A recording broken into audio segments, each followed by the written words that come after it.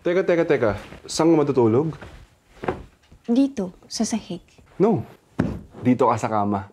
Wow. Gentleman naman pala. Salamat! Oh, dun ka sa sahig. No. Of course not. Kita mo na. Style mo eh. Kayo talaga mga lalaki, pareho kayo eh. Hindi, no? Takot lang talaga ako kay Mickey. Tsaka, itong unan yan. Harang mo dyan. Tsaka, isa pa. Alam mo, you're completely safe with me. Baka nga ako pa yung di safe sa'yo. Kapal! Oh, siya. Good night. Parang patay naman itong matulog.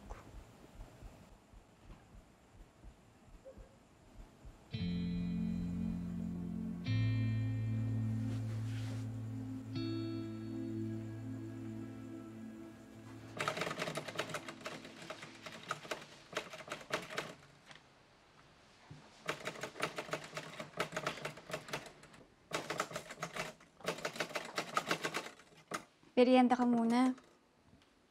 Ay, salamat.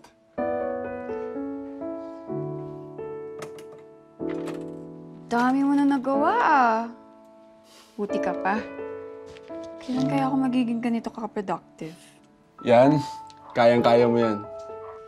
Oo nga pala, never ko natanong sa'yo. Diba di naman B&B place to? And ako pa lang ba yung unang guest mo dito sa place mo? So, ano pa talaga yung work mo? Wala. Kung ano-ano. Lipat-lipat. Ha? Bakit? Basta. Maraming nangyaring masama. Maraming pagkakamali in the past na hindi na mabawi. Too late to get back up. Di ko rin alam. Wala lang sigurong direksyon yung buhay ko. Basta. Kita mo yan? Maraming pagkakamali ang dinaanan ko bago ako marating dito. At yung di dahil sa mga nasa basurahan na yan, wala lahat ng to. Babasa ako ah.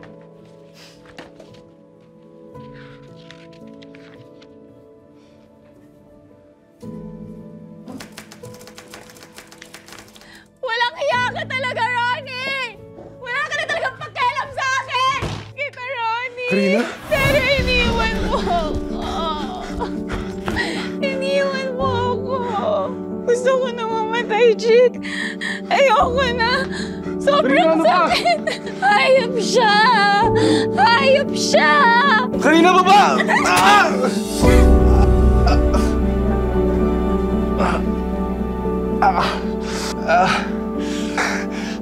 Karina, okay ka lang?